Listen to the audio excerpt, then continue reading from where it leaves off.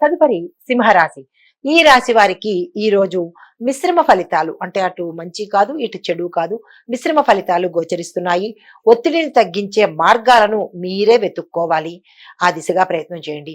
బంధుమిత్రులను కలుపుకుంటూ వెళ్తారు.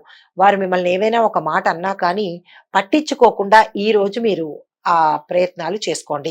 అయితే కొన్ని సంఘటనలు మీకు, కొన్ని శుభవార్తలు మీకు మంచి ఉత్సాహాన్ని, ఉత్తేజాన్ని ఇస్తాయి. అది ఇంటా కావచ్చు, లేదా మీరున్న రంగంలో కావచ్చు.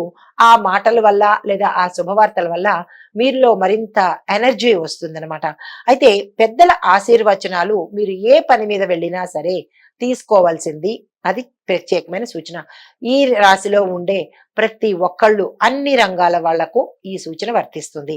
అయితే మీరు చేయవలసిన ఇష్టదైవ ఆరాధన ఏంటంటే శివారాధన చెయ్యండి. శివాలయాలను దర్శించండి. సాయంత్రం సమయంలో ప్రదోష కాలంలో శివుడికి అభిషేకం కనుక చేయించుకున్నట్టయితే చాలా మంచి ఫలితాలను మీరు చూడవచ్చు. ఇది ఈ రాశి వారికి ఈ రోజు ఫలితము. నమస్తే. తదుపరి కన్య రాశి. ఈ రాశి వారికి అన్ని రకాలుగా చాలా చాలా బాగుంది. ఈ రోజు మీరు తలపెట్టిన కార్యక్రమాలన్నీ సక్సెస్ సాధిస్తారు, విజయాన్ని సాధిస్తారు. మనోల్లాసాన్ని కలిగించే సంఘటనలు ఈ రోజు మీ జీవితంలో చోటు చేసుకుంటాయి.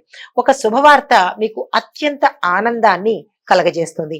ఇష్టదేవత ప్రార్థన చేయడం వల్ల లేదా ఇష్టమైన దేవుణ్ణి ఆలయాలు గనక సందర్శించినట్టయితే ఇంకా చాలా మంచి ఫలితాలు వచ్చే అవకాశం కనబడుతోంది.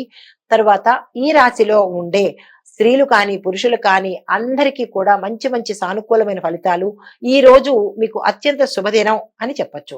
మీరేదైనా కొత్తగా పని ప్రారంభించుకోవాలనుకుంటే ఈ రోజును వృధా చేసుకోకండి. ఈ రోజు ఈ రాశిలో ఉండే స్త్రీలకు ప్రత్యేకమైన సూచన, మీరు ఏమైనా వివాహం కోసం ప్రయత్నాలు చేస్తుంటే కనుక ఈ రోజు శుభస్య శీఘ్రం మీరు ప్రారంభించండి. సంతానానికి సంబంధించినవి ఏ ప్రయత్నాలు చేసినా ఈ రోజు మీకు చాలా కలిసి వచ్చేటట్టుగా కనబడుతోంది. అయితే మీరు చేయవలసిన ప్రార్థన, ఇష్టదేవము స్తోత్రము ఏంటంటే సుబ్రహ్మణ్యేశ్వర స్వామిని, కాలభైరవుణ్ణి కనుక మీరు పూజించినట్టయితే లేదా స్తోత్రం విన్నట్టయితే కనుక మీకు అత్యంత సానుకూలమైన ఆ విజయాలు సాధించడం కానీ, సానుకూలమైన అవకాశం దొరకడం కానీ జరుగుతుంది. ఇది ఈ రాశి వారికి ఈ రోజు చెప్పదగిన దిన ఫలితము. తదుపరి రాశి తులారాశి. ఈ రాశి వారి కనుక మనసు పెట్టి ప్రయత్నం చేస్తే ఏ పని చేసినా, ఉద్యోగంలో కానీ మీ రంగాల్లో కానీ ఈ రోజు చేసే పనిని మనసు పెట్టి మనస్ఫూర్తిగా చేసినట్టయితే కనుక తప్పకుండా మీకు విజయం మీకే సొంతం అవుతుంది. మిత్రుల వల్ల మీకు మేలు చేకూరుతుంది. శ్రమ అధికమయ్యే అవకాశం కొన్ని చోట్ల, కొన్ని రంగాల వాళ్ళకి శ్రమ అధికమయ్యేటట్టుగా ఉంది. ఆందోళన పెరిగేటట్టు, ఒత్తిళ్లు ఎక్కువయ్యేటట్టుగా ఉంది. కాబట్టి చాలా జాగ్రత్తగా వ్యవహరించండి. ప్రయాణాల్లో ముఖ్యంగా మరీ చెప్పేది ఏంటంటే, మీరు ప్రయాణాల్లో ఎక్కడైనా సరే, అంటే మీరు మీ సొంత బండి మీద వెళ్ళినా లేదా ఇతరులతో వెళ్ళినా, మీరు ఏ ప్రయాణం చేసినా సరే చాలా జాగ్రత్తగా చెయ్యాలి అని చెప్పే సూచన. ఎందుకంటే ప్రమాదాలు కనపడుతున్నది కాబట్టి కొంచెం జాగ్రత్త వహించండి. ఆరోగ్యం పట్ల కూడా కొంచెం శ్రద్ధ వహించండి. అనారోగ్య సూచన కనబడుతోంది. సూర్యుడికి ఆరాధన చెయ్యండి. సూర్య స్తోత్రం చదవండి. సూర్య జపం చెయ్యండి. ఏమంటారు, సూర్య నమస్కారాలు అంటారు కదా, ఎర్లీ మార్నింగ్ ఆ పని చెయ్యండి. ఈ ప్రమాదాలను ఆ స్వామి దాటవేస్తాడు. అయితే ప్రత్యేకంగా చెప్పదగింది ఏంటంటే, దత్తాత్రేయ స్వామిని ఆరాధన చేసిన, అష్టకం విన్నా కానీ ధనానికి సంబంధించినటువంటి ఎటువంటి దోషాలున్నా, ధనానికి సంబంధించినటువంటి ఎటువంటి ఆటంకాలున్నా అవి తొలగిపోతాయి. ఇది ఈ రాశి వారికి ఈ రోజు చెప్పదగిన ఫలితము. నమస్తే. తదుపరి వృశ్చిక రాశి.